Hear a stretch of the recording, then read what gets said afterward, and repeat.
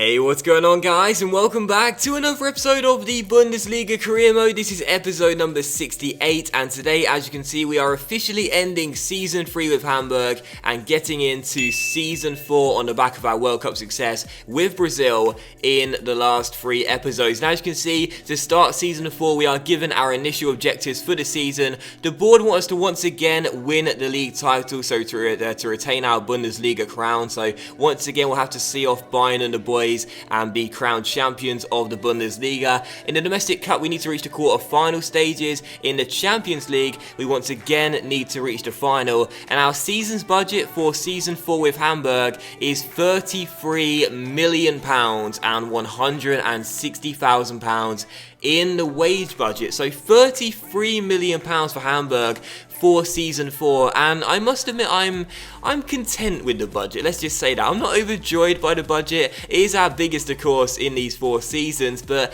I guess because we had such a great season last year, winning 2 of the 3 trophies and also reaching the final of the Champions League, getting those strong aims again for Season 4, and having quite a lot of money stored in our kitty when we ended Season 3 as well, I'm content. Let's just say that. I'm not going to say I'm disappointed because, of course, when you think about where we've progressed this Hamburg side to in the space of 4 years, you have to be impressed by that. So we started off with basically no money with Hamburg and a relatively average squad. Now it's a really good squad and quite a bit of money, so I'm not going to say I'm disappointed, but I'm content with the budget, and we move into Season 4, and hopefully this year we will be able to make the changes necessary to win the treble like we couldn't do last season after we fell short in the Champions League final against Manchester United. Now you can see our squad right here, you can see how it's currently set up right now.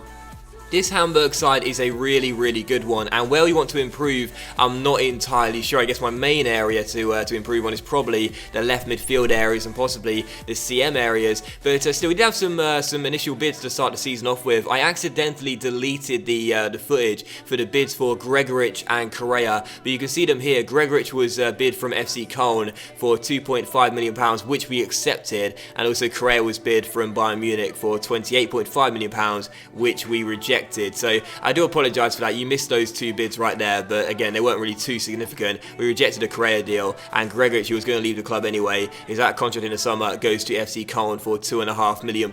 So again, sorry for deleting the footage, but you know what happened right there. So yeah, Gregoritsch has gone. Christian Ruck has gone as well, one of our youth players who obviously never really turned out the way we were hoping due to his low overall. But of course, Correa will stay. We also had some bids here for our skipper Lewis Holtby. For our skipper Lewis Holtby, which we rejected, and also a bid for Yannick Gerhardt, which we also rejected. We don't want to get rid of either of those CMs. They're both very, very good. Gerhardt's been fantastic, one of our most underrated players, and also Lewis Holtby is our skipper, not our kipper. But also we came in here for Tolisso, our French midfielder. He came in halfway through in the first season, was a good utility player for us. But Anger's put in a bid here. We asked for £12 million and wait and see what they say. And also, how about this? Danny Carvajal, our record signing, came in last season, had a relatively alright first season for us, nothing too significant, was wanted by Atletico Madrid, interestingly enough, for £31.5 million. We asked for £40 million, and we shall wait and see what Diego Simeone says, as Paulino, one of our youth players, goes out on loan, and also Sane gets a bid rejected here from Inter of £21 million. Also, Angers came back regarding Tolisso, putting a bid of £9 million, so it is £1.5 million over his valuation. I wasn't entirely sure about this because Tolisso is a really good squad player. He's very versatile, which I really like about him. Can play pretty much anywhere, really, in the midfield and defensive areas too, but we don't use him too much. I want to focus a bit more on some of the younger players and the youth talent we have here in Hamburg this season, like Yannick Strobel, for example. So for £9 million, I decided to go ahead and accept it. It is £1.5 million over his valuation. It'll be sad to see him go as well, because he's been a very, very nice squad player who's never really complained about not getting too much first team football and has done his job quite well in any position, but we don't really need him too much, and I wouldn't mind raising a bit more money. Also became from Mikel, our backup goalkeeper from Sheffield Wednesday, which we reject. And also, how about this? Diego Simeone came back to us and said that £40 million you asked for Carvajal, consider it met. So Danny Carvajal is going to go to the Vicente Calderon and join Atletico Madrid. How about that? He's had one hell of an interesting career, from Real Madrid to Bayer Leverkusen, back to Real Madrid, then to Hamburg,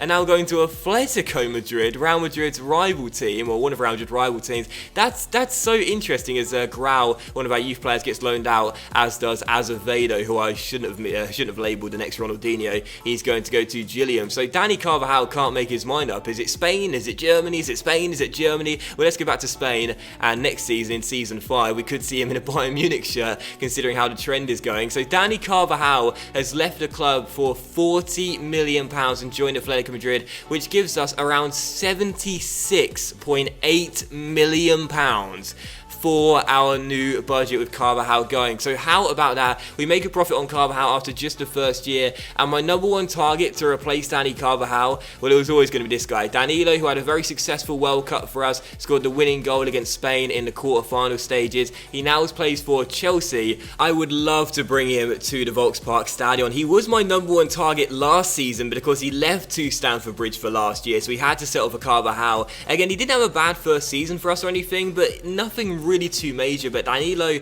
I really do rate him as a right back in the game. He's one of the best in the game right now, 86 overall, 27 years old, and if we can get him for less than what we sold Carvajal for, which was £40 million when he's a rating higher than Dani Carvajal, we would certainly take that. Chelsea did reject the first 2 bids for him though, which was a bit of a shame. So we put a new bid here of £31 million. We shall wait and see what they say. Obviously right now it's going up in inclinations of around £2 to £3 million, and waiting to see what they would say. But still, putting a bit of £31 million, wait and see what they say, as a bid came in for Timo Werner here, which we of course rejected. It was from Augsburg, £12 million, but he's a good backup striker. He's only 22 years old. The guy is going nowhere. And also a bid for Andre Hoffmann as well, but of course the Hoff is also going nowhere. He is an awesome centre-back and keeps his place in the first 11 despite not growing, because he's so good in games. So the Hoff goes nowhere. But as you can see, following this, Chelsea came back to us regarding Danilo and said £31 million, we'll take it. So £31 million is the bid that is accepted by Chelsea for the Brazilian right back. We offer him a 5-year deal. We shall wait and see what he says. He would be an awesome player to bring into the club. Being Brazilian as well, me Brazil manager, it would be good to keep an eye on him for the club as well as the country too. So it'll be good to see how well he does as we take a look at the Youth Monthly report here.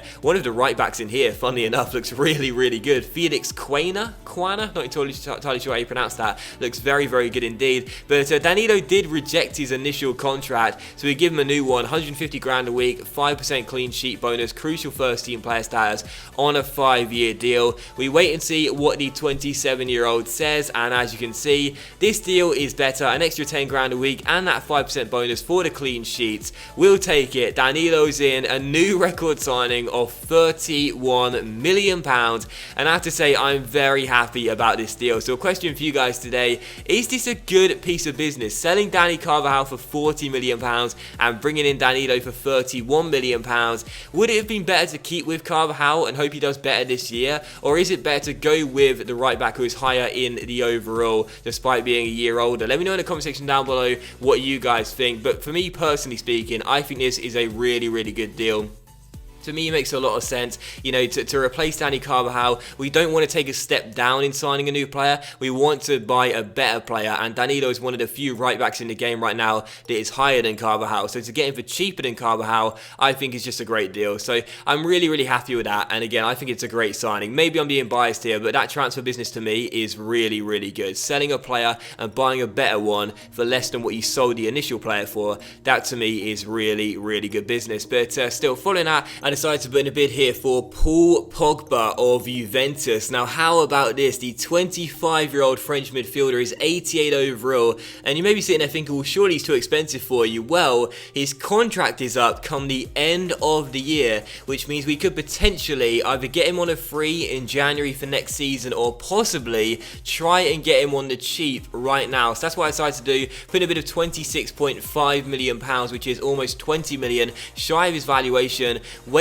and see what Juventus say, as I also requested some funds here from the board of £10 million, and we shall wait and see what the board say. But still, for Paul Pogba, it's almost £20 million shy of his valuation, but with his contract up coming the end of the year, Juventus maybe not against selling him and cashing in whilst they still can. Sometimes a club will do that, accept a lower than valuation bid, as they don't want to see that player go for free. So we should have to wait and see. We're putting a bid for Paul Pogba, as the board came back to us and gave us £7.6 million.